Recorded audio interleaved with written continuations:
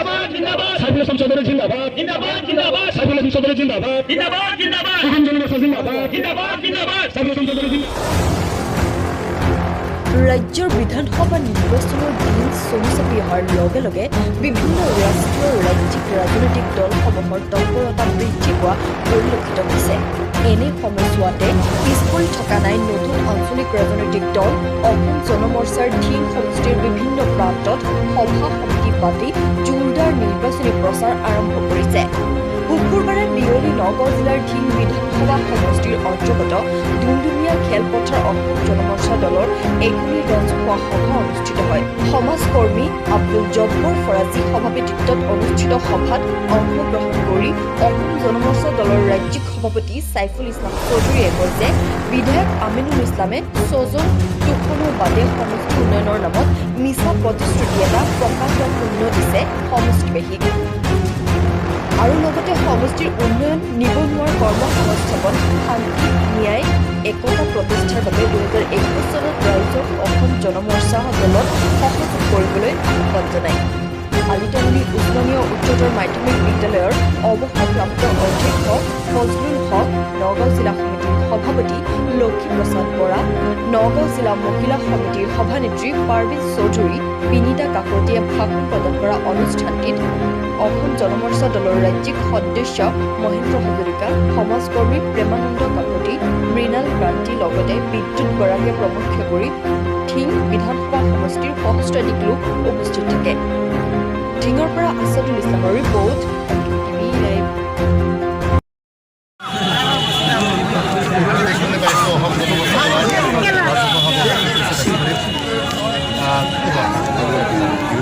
অসম জনমৰ্চা দলৰ এইটো প্ৰথম সভা আমি ৰাজহুৱা সভা পাতিছোঁ আৰু আমি ৰাইজৰ যিখিনি সহায় সহযোগ পালোঁ, যিখিনি সহায় পালোঁ, খুব ভাল লাগিছে। আৰু ৰাইজ আমাৰ প্ৰতি আপ্লুত হৈছে, অসম জনমৰ্চা দলৰ প্ৰতি আগ্ৰহান্বিত হৈছে। এই আগ্ৰহ দেখা পাই আমি অত্যন্ত সুখী। আৰু মই আশা ৰাখোঁ যে আগন্তুক দিনত অসম জনমৰ্চা দলৰ পৰা সাইফুল ইছলাম চৌধুৰী মই নিজে প্ৰাৰ্থিত্ব আগবঢ়ালে ধিং সমষ্টিৰ ৰাইজে মোক আঁকোৱালি ল'ব, এটি মোৰ আশা। আৰু যদি তেওঁলোকে মোক আঁকোৱালি লয় তেতিয়াহ'লে মই ধিং সমষ্টিৰ যিখিনি পিছপৰি থকা যিখিনি অঞ্চল আছে, যিখিনি অভাৱ অভিযোগ আছে, সেইখিনি অন্তত মই পূৰ কৰিবলৈ মই চেষ্টা কৰিম বুলি মই তেওঁলোক প্ৰতিশ্ৰুতি দিয়া। বিগত কাৰ্যকালত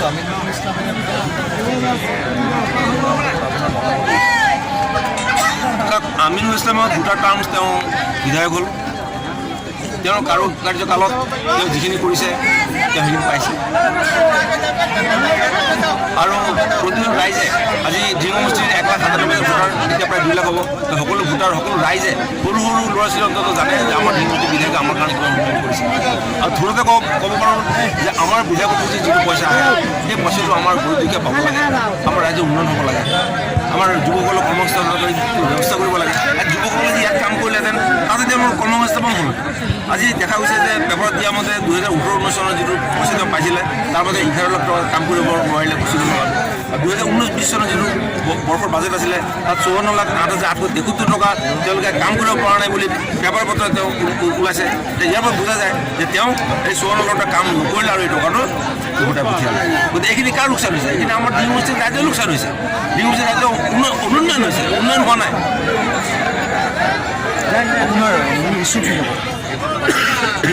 আমাৰ এটা ইছ্যু থাকিব যে আমি 1931 চনৰ 24 মাৰ্চৰ চুক্তি আছিলে, এই চুক্তিক আমি সমৰ্থন জনাওঁ, এই চুক্তিক আমি আদৰণি জনাওঁ। আৰু তাৰ ওপৰতে ভিত্তি কৰি আমি কাপ বিল কৰি আমি মহামান্য উচ্চতম ন্যায়ালয়ত চিন্তা কৰিছিলোঁ। আৰু আমাৰ গোচৰ নম্বৰ হৈছে 0000186/2020। গোচৰটো এতিয়া পেণ্ডিং আছে। আমি আশা ৰাখোঁ হয়তো উচ্চতম ন্যায়ালয়ে আমাক এটা ন্যায় দিব, আমি অসমৰ মানুহে এটা সকাহ পাম। কাৰণ অসমৰ মাটিকালি 78,438 স্কুৱাৰ কিলোমিটাৰ। গতিকে আমাৰ ইমানখন মাটিত, আমাৰ ইমান এটা সৰু ঠাইত আমি অসমৰ বাহিৰৰ মানুহ আনি পেলাই, বাংলাদেশী মানুহ আনি পেলাই আমি নাগৰিকত্ব দিব আমি ইচ্ছা নকৰোঁ। আৰু আমি কেতিয়াবা নিবিচাৰোঁ। সেই গতিকে আমি এইবাৰ মৰাণবান্ধি থিয় হৈছোঁ। অসমত যিবোৰ আমি আঞ্চলিক দল আছে আমি একগোট হ'ব লাগিব। একগোট হৈ আমি অন্তত বিজেপি চৰকাৰক ওফৰাব লাগিব। কাৰণ বিজেপি চৰকাৰৰ যিবোৰ নীতি, সেই নীতিবোৰ আমি আঞ্চলিক দলে আমি ভাল পোৱা নাই। এটা কাৰণে ভাল পোৱা নাই যে তেওঁলোকে যিবোৰ নীতি অৱলম্বন কৰি আছে এই নীতিবোৰ আমাৰ আঞ্চলিকৰ বিৰুদ্ধে গৈ আছে। আজি অসমৰ পৰা চাওক, আজি আমাৰ ফেক্টৰীবোৰ গুচি গৈ আছে, আমাৰ ৰেলৱেবোৰ গুচি গৈ আছে, আমাৰ এয়াৰপৰ্টবোৰ গুচি গৈ আছে, আমাৰ বনজ সম্পদবোৰ গুচি গৈ আছে। তাৰপৰা অসমত আমি আঞ্চলিক শক্তি এটা যদি একগোট নকৰোঁ তেতিয়াহ'লে আমি এটা সময়ত আমি ভগনীয়া হৈ পৰিম। যিটো ভূপেন হাজৰিকা তেওঁ কৈছিলে যে আজি অসমীয়াই নিজক বেছি নিলে অসম ৰসাতলে যাব আজি অসম ৰসাতলে যোৱাৰ পথতে আছে এই উক্তিফাকি কেইবাবছৰ আগতে কৈছিলে যে তাৰ প্ৰতিফলন আজি এতিয়া ঘটি আছে আৰু আগন্তুক দিনত অসম ৰসাতলে গৈ আছে যদি আমি আঞ্চলিক গোট একগোট নহওঁ তেতিয়া সময়ৰ আশাবাদ আমি আঞ্চলিক গোট একগোট হ'বই লাগিব আৰু একগোট হৈ আমি বিজেপি চৰকাৰ অসমৰ পৰা উঠোৱাব লাগিব